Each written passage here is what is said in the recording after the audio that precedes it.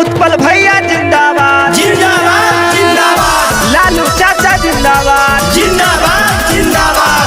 राबड़ी देवी जिंदाबाद जिंदाबाद जिंदाबाद। तेजस्वी जिंदाबाद जिंदाबाद जिंदाबाद। लालटेन छाप जिंदाबाद जिंदाबाद जिंदाबाद। डॉक्टर जितेंद्र यादव जिंदाबाद जिंदाबाद जिंदाबाद।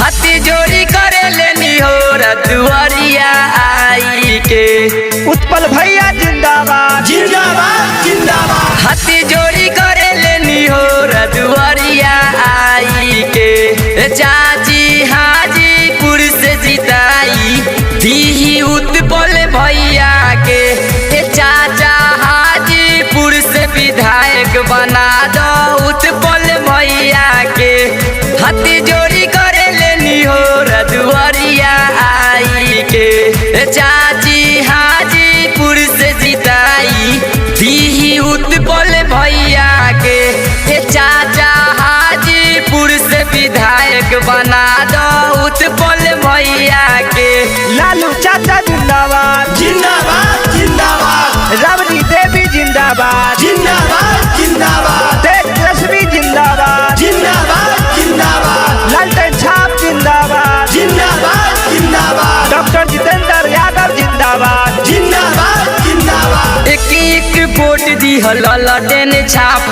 लड़ेले चुनाव भरोसा करके आप पर उत्पल भैया जिंदाबाद जिंदाबाद जिंदाबाद। एक वोट दी ललटेन छाप लड़ेले चुनाव भरोसा करके आप पर हाजीपुर के करी है विकास देखिए के बेर जिताई के हाजीपुर के करी है विकास देखिए के बेर जिताई के भैया हाजीपुर से जिताई दी उत्पल भैया के चाचा हाजीपुर से विधायक बना दो उत्पल भैया के लालू चाचा जिंदाबाद जिंदाबाद जिंदाबाद। राबड़ी देवी जिंदाबाद जिंदाबाद जिंदाबाद। तेजस्वी जिंदाबाद जिंदाबाद जिंदाबाद। लालटेन छाप जिंदाबाद जिंदाबाद जिंदाबाद। डॉक्टर जितेंद्र यादव जिंदाबाद जिंदाबाद जिंदाबाद। करी है विकास करने का इरादा